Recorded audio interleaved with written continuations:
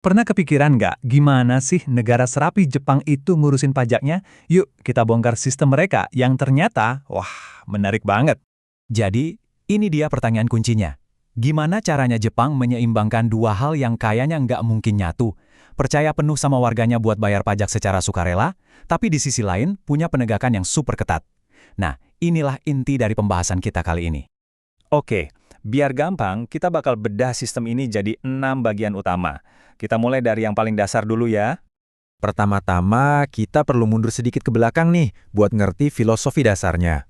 Semuanya ini berawal dari sebuah perubahan raksasa setelah Perang Dunia Kedua. Jadi tahun 1947 itu jadi titik baliknya. Jepang ngelakuin perombakan total. Sistem yang tadinya pemerintah yang nentuin pajak Anda, diubah jadi sistem di mana Anda sendiri yang hitung dan laporin. Benar-benar pergeseran besar yang idenya banyak datang dari Amerika Serikat. Dan landasan hukumnya itu simple tapi kuat banget. Intinya gini, nggak ada pajak atau pemeriksaan macam-macam tanpa ada aturan hukum yang jelas.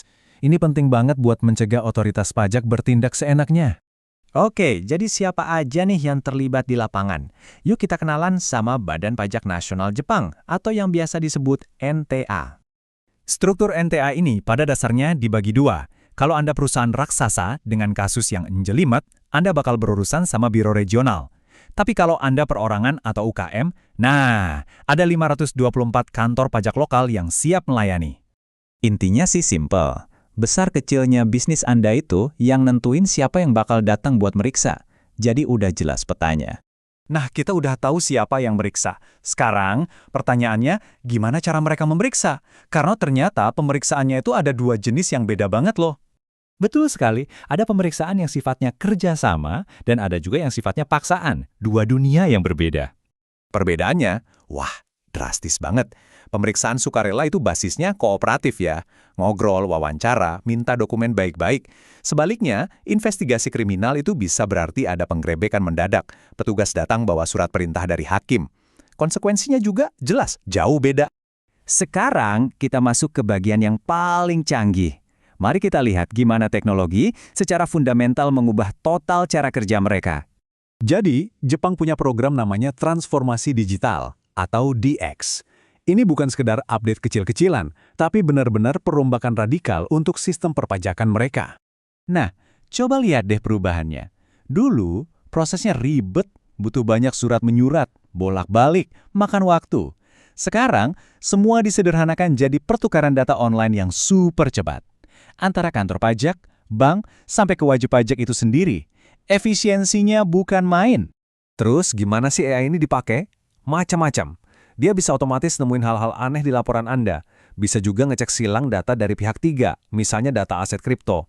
Bahkan, bisa nyocokin data dari otoritas pajak luar negeri. Hebatnya lagi, pemeriksaan sekarang bisa dilakukan dari jarak jauh lewat video conference. Makin pintar, makin efisien. Di era globalisasi kayak sekarang, jelas ente punya perhatian khusus buat transaksi lintas negara. Ini jadi fokus utama mereka. Buat perusahaan multinasional, ada satu alat yang penting banget, namanya Advanced Pricing Arrangement, atau AP. Gampangnya gini deh, bayangin Anda dan otoritas pajak bikin kesepakatan di awal tentang aturan main pajaknya. Jadi kedepannya udah jelas, nggak ada sengketa. Ini ngasih kepastian hukum yang luar biasa buat perencanaan bisnis jangka panjang. Jadi, pesannya buat semua bisnis internasional yang ada di Jepang itu cuma satu dan sangat jelas.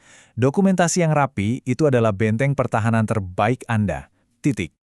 Tapi, gimana kalau Anda merasa NTA salah hitung atau salah ambil keputusan?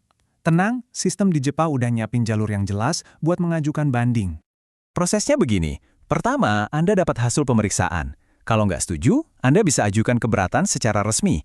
Dan kalau masih belum puas juga, kasus Anda bakal dibawa ke Tribunal Pajak Nasional, sebuah badan yang independen. Jadi, hak Anda benar-benar dilindungi. Adanya peninjauan oleh pihak ketiga yang netral ini adalah jantung dari keadilan sistem pajak di Jepang. Ini jadi semacam rem buat memastikan kekuasaan otoritas pajak itu tetap seimbang. Jadi, kalau kita simpulkan, sistem pajak Jepang itu adalah perpaduan yang unik. Fondasinya kepercayaan, tapi penegakannya didukung hukum yang tegas dan teknologi yang super canggih. Dan ini membawa kita ke sebuah pertanyaan besar untuk masa depan. Seiring AI membuat otoritas pajak jadi serba tahu, gimana kita sebagai masyarakat menyeimbangkan antara penegakan hukum yang sempurna dengan hak privasi kita? Ini bakal jadi tantangan baru, bukan cuma buat Jepang, tapi buat kita semua.